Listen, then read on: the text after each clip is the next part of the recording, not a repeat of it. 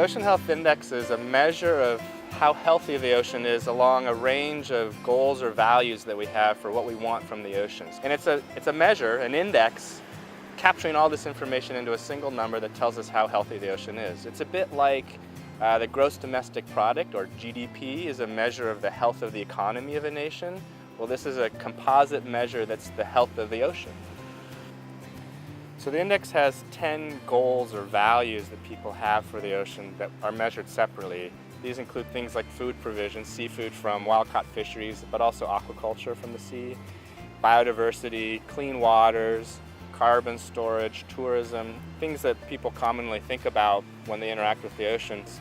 Some aspects of it, an index, is pretty straightforward, but really understanding what's inside of it and what it represents was more challenging. People, often with a more conservation focus, thought the index was going to represent sort of a pristineness measure of the ocean and wanted it to represent that, whereas managers and the people involved in the project were really interested in an index that captured the coupled human-natural system where people are part of the system, and it's not about being pristine, but about a sustainable, healthy system.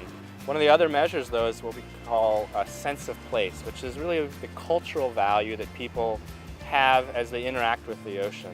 So this is measured in the index through things like the status of iconic species, and also what we call special places, places that are beautiful to look at or have a religious value to your community or you just love going to.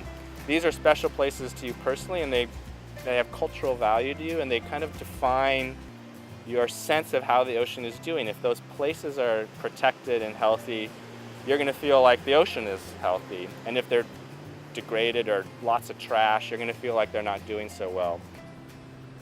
So we finished 3 assessments now, 3 annual assessments. So we're starting to get a picture of how things are changing over time, and that's really where some of the most interesting results come. And you see some sort of stark results that overall we're not doing particularly well. The global score is 67 out of 100. That's a lot of room for improvement. But it may be better than some people expected, in the sense that there still must be some things going well, or you wouldn't even get a score of 67.